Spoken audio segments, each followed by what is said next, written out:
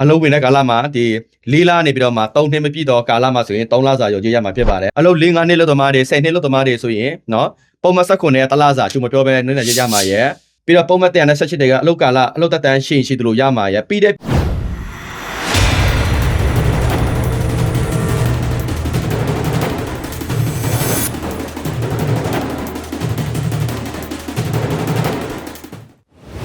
ဟုတ်ကဲ့မင်္ဂလာပါဗျ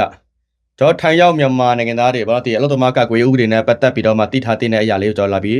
ရှင်းလင်းလုပ်ခြင်းဖြစ်ပါတယ်ကျွန်တော်ကတော့ဒီအလုပ်သမားကူညီအဖွဲ့တွေကကောင်ခါဖြစ်ပါတယ်ပေါ့နော်ဒီ page ဆိုလဲဒါကျွန်တော်ထိုင်ရောက်မြန်မာနိုင်ငံသားတွေเนาะအလုပ်သမားကူညီနဲ့ပတ်သက်ပြီးတော့မှတိထားတဲ့အရာတွေကိုကျွန်တော်တင်ဆက်ပေးသွားမှာဖြစ်ပါတယ်အခုဒီနေ့ကျွန်တော်လာပြီးတင်ဆက်မယ့်အကြောင်းရင်းကတော့ကျွန်တော်ထိုင်ရောက်မြန်မာနိုင်ငံသားတွေเนาะ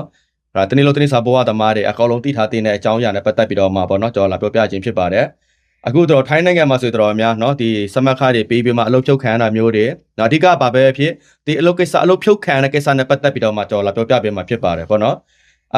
ထိုင်းနိုင်ငံမှာစမတ်ခါတွေပေးပြီးအလုပ်ဖြုတ်ခံရတာမျိုးတွေအလုပ်ဝင်သွားတဲ့2လကြာတာမျိုးတွေ3လကြာတာမျိုးတွေပတ်သက်ပြီးတော့မှတိုင်လို့ရလားလာပြီးမြင်းမြန်းကြလူလည်းအများကြီးရှိပါတယ်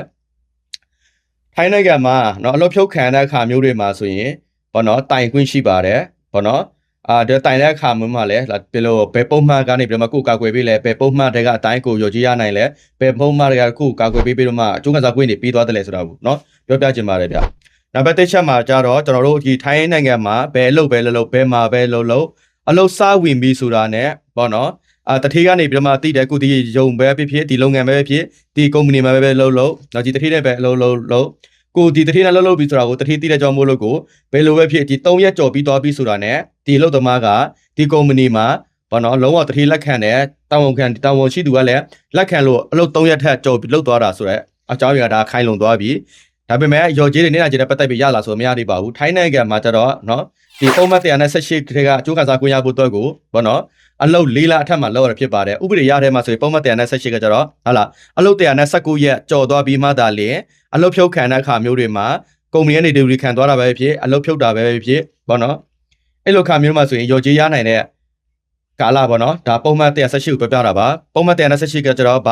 ာတွက်လဲဆိုတော့ထိုင်းနိုင်ငံမှာအလုပ်နှစ်ချုပ်သမားတွေเนาะအလုပ်ဝင်ပြီးတော့မှစက်ရုံမှာပဲဖြစ်လုပ်ငန်းပဲဖြစ်ဘောနော်ဒီ body size တွေမှာပဲဖြစ်အလုပ်ဝင်ပြီးသွားလို့အလုပ်လုပ်ပြီးတဲ့အခါမှာအရက်120ကြော်သွားပြီးဆိုတာ ਨੇ ပုံမှန်118ကကိုတော့အကျိုးခံစားခွင့်ရှိတော့မှာဖြစ်ပါတယ်ဘောနော်ပြီးတော့ကိုလုပ်သွားလို့ဟာလာအလုပ်9နှစ်ပြည့်လို့လုပ်ဖြုတ်တာပဲဖြစ်3နှစ်ပြည့်လို့လုပ်ဖြုတ်တာပဲဖြစ်เนาะအလုပ်4လကြော်လို့လုပ်ဖြုတ်တာပဲဖြစ်ဖြုတ်ပြီးဆိုတာ ਨੇ ကို့မှာเนาะအကျိုးခံစားခွင့်အမှုကအောင်သွားပြီဘောနော်สิทธิ์เกิดแล้วပေါ့ပြောမှဆိုထိုင်းဘုံမှာสิทธิ์มันเกิดแล้วใช้สิทธิ์ได้ပေါ့အလုပ်ပုံစံမျိုးပေါ့နော်ဒီ4လကာလမပြည့်တဲ့ကာလထဲမှာအလုပ်ဖြုတ်ခံတဲ့အစမ်းကာလပေါ့အစမ်းကာလမှာဆိုရင်တော်များ3လအစမ်းကာလဆန်းခန်းကြတယ်4လကာလ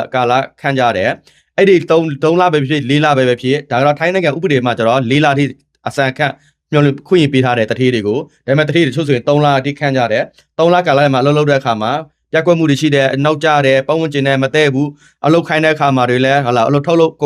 ုန်ထုံးအားတွေရော့တယ်သူတို့တတ်မှတ်တဲ့ရာခိုင်နှုန်းမပြည့်ဘူးဆိုရင်လည်းသူတို့အနေနဲ့အလုပ်ဖြုတ်ပိုင်ခွင့်ရှိပါတယ်အဲ့လိုကာလမျိုးမှာအလုပ်ဖြုတ်ခဲ့တယ်ဆိုရင်တော့တထေးအနေနဲ့ဘရိษัทအနေနဲ့မန်နေဂျာအနေနဲ့အင်ဂျင်အနေနဲ့ရော်ကြီးလုံးဝကိုပေးစားမလိုပါဘူး၄လမပြည့်တဲ့ကာလထဲမှာဒီ၄လကြော်သွားပြီးဆိုတာ ਨੇ ဘာနော်ဒီပုံမှန်188ကခုတော့ကျုံးဝင်သွားမှာဖြစ်ပါတယ်ပြီးတဲ့အပြင်ကိုပုံမှန်နောက်တစ်ခုရှိပါသေးတယ်ဒီပုံမှန်ကပိုပြီးရေးကြီးပါတယ်ဒီပုံမှန်ကဘာဖြစ်လို့ရေးကြီးတယ်လဲဆိုရင်အလုံးလုံးနေတန်းလန်နဲ့ကို့ကိုကြိုမပြောဘာမပြောညာမပြောပဲနဲ့အမင်းကမကြိုက်ဘူးမင်းကအလုပ်ဖြုတ်တယ်ဆိုရင်ဘောနော်ပုံမှန်19နဲ့ညှိတာဖြစ်ပါတယ်ပုံမှန်19နဲ့ညှိပြီးဆိုတာ ਨੇ ဘောနော်ပုံမှန်118ကိုလုံးဝတန်းပြီးရောက်မှာဖြစ်ပါတယ်အော်တိုမက်တစ်ပုံမှန်19နဲ့တတိညှိပြီးဆိုတာ ne ပုံမှန်118ကတန်းပြီးရောက်လာခဲ့မှာဖြစ်ပါတယ်ပုံသွဲထားပေးပါတယ်နောက်အခုတတိမတူတဲ့ပုံမှန်နဲ့အလုပ်လုပ်တဲ့ပုံမှန်စမျိုးပေါ့တကယ်ကိုကတတိမတူတဲ့လို့ပုံမှန်ရှင်းနေညှိတဲ့အခါမျိုးမှာဆိုရင်တတိကလည်းအော်တိုမက်တစ်ပုံမှန်ကိုနဲ့ညှိတယ်အခုလည်းဒီလိုပါပဲနော်တတိကနေပဲဖြစ်နော်စက်ရုံပဲဖြစ်ဟာလာကိုလှုပ်ဖြုတ်လိုက်တဲ့အခါမှာကိုလှုပ်တာ4လကြော်သွားပြီဆိုရင်ပုံမှန်19နဲ့ညှိတယ်လို့ပုံမှန်118လည်းတတိညှိမှာဖြစ်ပါတယ်အကျိုးကစားကွက်ပို့ပြီးများလာတာပေါ့တကယ်လို့တတိကနေပြီးတော့မှငါစက်ရုံကတော့အဆင်မပြေတော့ဘူးရောင်းအားနည်းလာခဲ့တယ်ဘောနော်ကုန်လုံးရောင်းအားနည်းလာခဲ့စီအမြတ်ငွေတွေလည်းအဆင်မပြေတော့တဲ့ကြောင့်မို့လို့ကိုဟာလာအကုမ္ပဏီနားတာပဲဖြစ်ပိတ်တာပဲဖြစ်ဒီပလီခံတာပဲဖြစ်ဘောနော် အဲ့ခါမျိုးမှာကြိုပြောတလားကြိုပြောထားတဲ့ဆိုရင်တော့ပုံမှန်19နဲ့တတိမညိဘူးဒါပေမဲ့ပုံမှန်118တဲ့အတိုင်းကိုတတိကနေပြီးတော့မှဟာလာအလို့တက်တန်းရှိရင်ရှိသလိုတတိကနေပြီးတော့ရော်ကြည့်ပြီးသွားတော့မှာဖြစ်ပါတယ်နော်ဒါနားလေဖို့တော့လာပြောပြခြင်းဖြစ်ပါတယ်တကယ်လို့တတိပဲအလုပ်ဖြုတ်တယ်ဆိုတာကလည်းဟာလာကိုယ့်ဘက်ရှန်ကနေမှနော်ပုံမှန်119ကိုပုံမှန်119ကိုမချိုးဖောက်ခဲ့ဘူးဆိုရင်တတိကိုလုံးဝအလုပ်ဖြုတ်ပိုင်ခွင့်မရှိဘူးနော်အဲ့ဒါကိုသိထားဖို့လိုပါတယ်ဒါတကယ်ပြပြချင်တာအခုဒီနေ့ပေါ်ပြတာအလုပ်သမားကကွယ်ဥပဒေထဲမှာအလုပ်ဖြုတ်တဲ့အကြောင်းရင်းနဲ့ပတ်သက်ပြီးတော့မှပုံမှန်19နဲ့ပုံမှန်118နော်ဒီပုံမှန်နှစ်ခုစလုံးကအလုပ်သမားကကွယ်ထားပေးတဲ့ရော်ကြီးတွေနင့်နာကြီးတွေရဖို့တော့ပြောပြခြင်းဖြစ်ပါတယ်နော်ဒါလေးတွေထိုင်းနိုင်ငံအလုပ်သမားကကွယ်ဥပဒေကိုလည်းဂဂနာလိလာသွားစေချင်ပါတယ်ဒါမှလည်းကိုယ့်ရဲ့အကျိုးခံစားခွင့်တွေနားလည်သွားမှာဖြစ်ပါတယ်နောက်ပိုင်းမှာလည်းဒီပိုက်ကြီးတဲ့တွေကိုပိုက်ကြီးမသိလို့အလုပ်ဖြုတ်တဲ့ပုံမှန်နဲ့ပတ်သက်ပြမယ်လဲဆက်ပြီးတင်ဆက်ပေးသွားမှာဖြစ်ပါတယ်နော်ခြားတော့ပုံမှန်တွေလည်းအများကြီးရှိပါသေးတယ်တစ်ခုချင်းစီပြောပြသွားတာနော်နားလည်သွားအောင်လို့ဒါလောလောဆယ်မှာတော့အလုပ်ကြုံမပြောဘဲအလုပ်ဖြုတ်တဲ့ခါကျရင်ပုံမှန်19နဲ့ညှိတယ်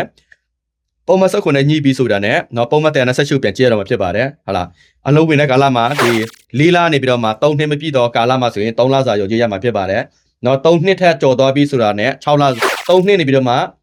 ဒီ6နှစ်တိဆိုရင်6လစာရမှာဖြစ်ပါတယ်နော်ဒီ6နှစ်နေပြီးတော့မှဒီ10နှစ်တိဆိုရင်9လစာရမှာဖြစ်ပါတယ်တဖြည်းဖြည်းနဲ့တိုးရတာပေါ့နော်ဒါပုံမှန်တပြန်ကြည့်လို့ရပါတယ်နော်ဒါပုံမှန်ပြန်နဲ့18ထဲမှာပြဋ္ဌာန်းထားပေးတဲ့အလုပ်သက်တမ်းရဲ့ရတင်ရထိုင်တဲ့ငွေပမာဏကိုပြောပြတာပါဒီထက်ပြီးသွားပြီနဲ့ပြီးသွားလားဆိုရင်လည်းမပြီးသွားပါဘူးအလုပ်4 5နှစ်လုပ်သမားတွေ10နှစ်လုပ်သမားတွေဆိုရင်နော်ပုံမှန်19နဲ့တလားစာကျူမပြောဘဲနည်းနည်းရမှာရဲ့ပြီးတော့ပုံမှန်118တွေကအလုပ်ကာလအလုပ်သက်တမ်းရှိသလိုရမှာရဲ့ပြီးတဲ့ပြင်ကိုဘောနော်တထေးကိုတွားပြီးတော့မှစက်ရုံတွားပြီးတော့မှလည်းနော်ကိုယ့်ရဲ့ဘယ်မဲ့ထိခိုက်ဆုံးရှုံးမှုကိစ္စနဲ့ပတ်သက်ပြီးတော့မှအလုပ်သမားကာကွယ်ရေးတရားရုံးဆိုတာရှိသေးတယ်အဲ့ဒီတရားရုံးမှာလည်းဟာလာကိုယ့်ရဲ့ဆုံးရှုံးမှုတွေနစ်နာမှုတွေကိုတွားပြီးတင်ပြပေးလို့ရတယ်ဒီဆုံးရှုံးမှုနစ်နာမှုတွေတော်တော်များအဲ့ဒီစိတ်ထိမတွားကြဘူးဒီရလာတဲ့နစ်နာကြီးပေါ်တော့ပဲတွားကြတယ်ဒါပေမဲ့တချို့တွေအလုပ်လုပ်ရတဲ့တက်တန်အများများခဲ့တဲ့တွေ10နှစ်တစ်ထပ်မှဆိုရင်တော့ကျွန်တော်တို့တရားရုံးထိပါတင်ပေးပါတယ်တရားရုံးထိတင်ပြီးတော့မှရတင်ရထိုက်တဲ့နစ်နာကြီးတွေထပ်ပြီးတောင်းပေးသေးရတယ်နော်ဒါ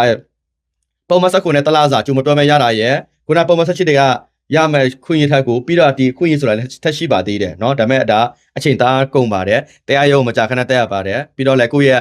ဆုံးရှုံးမှုတွေဘယ်လောက်ထိဆုံးရှုံးသွားတယ်ဆိုတာကိုတင်ပြပေးရပါတယ်เนาะအိမ်မှာငွေမောက်အိမ်မှာကျတော့တောင်းလို့ရပါတယ်ဒါပေမဲ့နောက်ပိုင်းမှာလည်းတောင်းလဲမှာအရင်လိုဆိုရင်ပတ်တန်းနဲ့ရှိပြီးတောင်းကြတယ်အခုနောက်ပိုင်းမှာတော့အဲ့လောက်ထိမရကြတော့ဘူးဆိုရင်3သိန်းရတယ်4သိန်းရတယ်ဟာလာဟိုငွေပမာဏတွေဟိုနှစ်နာကြီးတွေရပြီးတဲ့ပြင်ကိုထပ်ပြီးတောင်းလို့ရနေတယ်ဆိုတဲ့အကြောင်းကိုကျွန်တော်ပြောပြခြင်းဖြစ်ပါတယ်ဗျเนาะဒါလေးတွေသိအောင်လာပြီးရှင်းလင်းလုပ်ပြခြင်းပြောပြခြင်း